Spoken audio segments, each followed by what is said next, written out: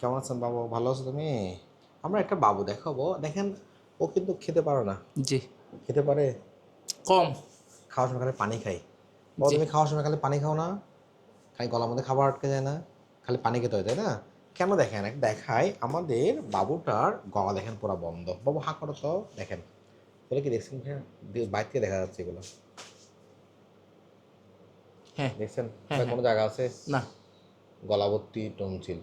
ওর যখন খেতে যায় কি হয় দেখেন, একদম লাগানো, খেয়াল করছেন? হ্যাঁ, জি। ও যখন খেতে যায় এগুলো এমনি করে আটকে যায়, ফলে বাবুর গলার ভিতরে কোনো খাবার ঢোকে না, আটকে যায়, খালি পানি খায়, তাই না বাবু? অথবা সে মুখে খাবার নিয়ে বসে থাকে, চাবাই বমি করে ফেলে দেয়, ঠিক জি। আছে? জি।